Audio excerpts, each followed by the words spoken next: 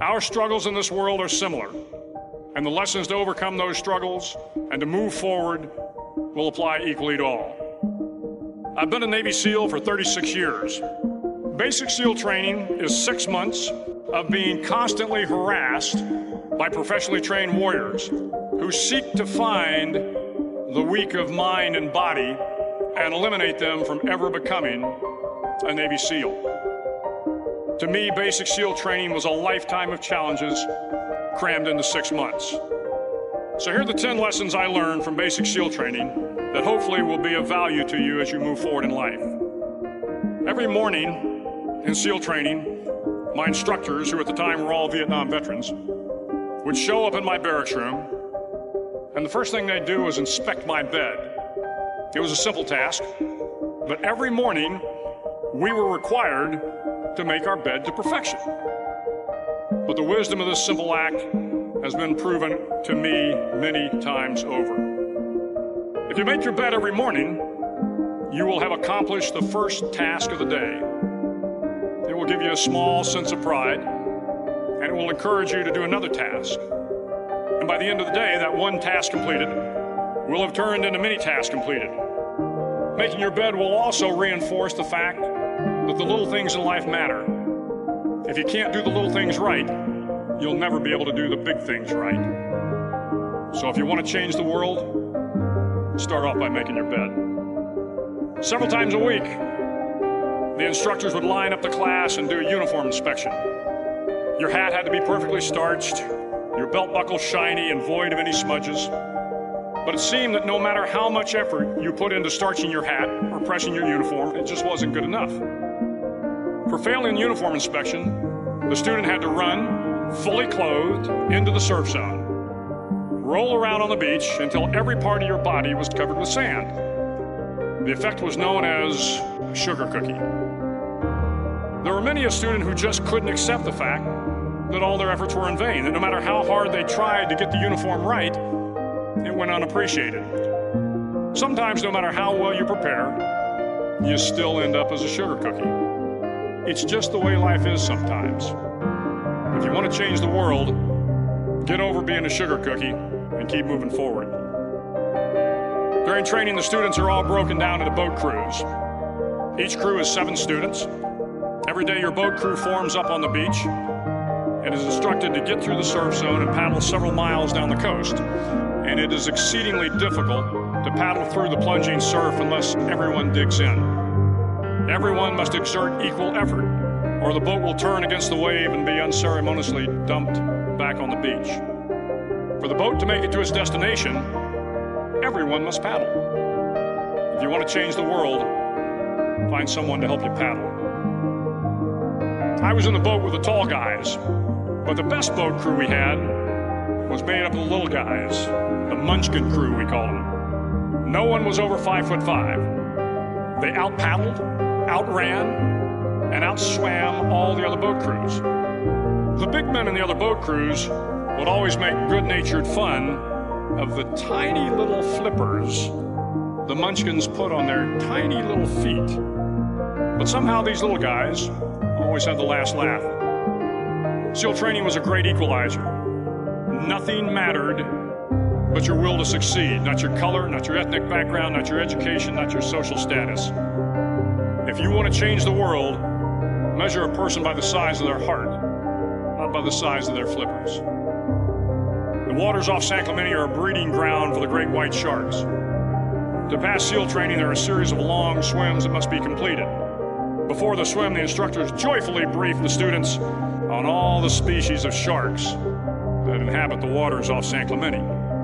They assure you, however, that no student has ever been eaten by a shark. But you are also taught that if a shark begins to circle your position, stand your ground. Do not act afraid. And if the shark, hungry for a midnight snack, darts towards you, then summons up all your strength and punch him in the snout. There are a lot of sharks in the world. So if you want to change the world, don't back down from the sharks. Every day during training, You were challenged with multiple physical events, long runs, long swims, obstacle courses, something designed to test your mettle. Every event had standards, times you had to meet. If you failed to meet those times, those standards, your name was posted on a list, and at the end of the day, those on the list were invited to a circus. A circus was 2 hours of additional calisthenics, designed to wear you down, to break your spirit, to force you to quit. But at some time during SEAL training, everyone made the circus list. An interesting thing happened to those who were constantly on the list. Over time, those students got stronger. The pain of the circuses built inner strength and physical resiliency. Life is filled with circuses. You will fail. It will be discouraging. At times, it will test you to your very core. If you want to change the world, don't be afraid of the circuses. The 9th week of training is referred to as Hell Week. It is 6 days of no sleep and one special day at the mud flats, a swampy patch of terrain where the mud will engulf you. 15 hours trying to survive the freezing cold, the howling wind, and the incessant pressure to quit from the instructors. The mud consumed each man till there was nothing visible but our heads. The instructors told us we could leave the mud if only 5 men would quit. Looking around the mud flat, it was apparent that some students were about to give up. And then one voice began to echo through the night. One voice raised in song. The song was terribly out of tune, but sung with great enthusiasm. One voice became 2, and 2 became 3, and before long, everyone in the class was singing.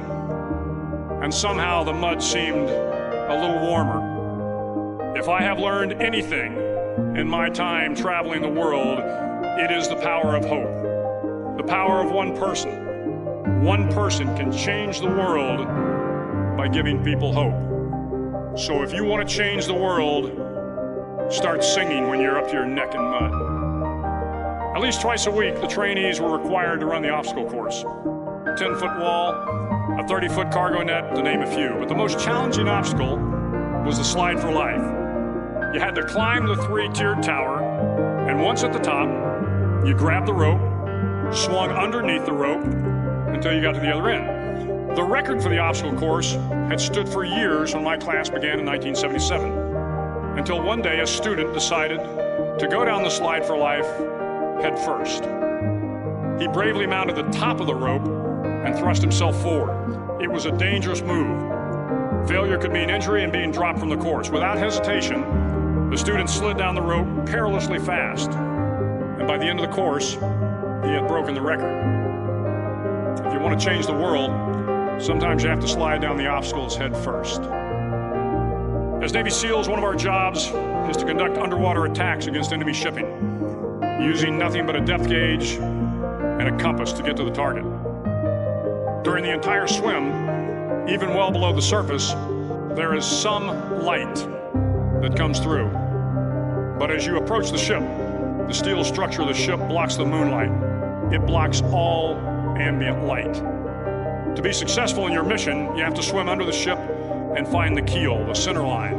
But the keel is also the darkest part of the ship, where you cannot see your hand in front of your face, and where it gets to be easily disoriented, and you can fail. At that darkest moment of the mission is a time when you need to be calm, when all your tactical skills, your physical power, and your inner strength must be brought to bear. If you want to change the world, you must be your very best in the darkest moments. Finally, in SEAL training, there's a bell. All you have to do to quit is ring the bell. Ring the bell, and you no longer have to wake up at 5 o'clock. Ring the bell, and you no longer have to be in the freezing cold swims, and you no longer have to endure the hardships of training. All you have to do is ring the bell to get out. If you want to change the world, don't ever, ever ring the bell.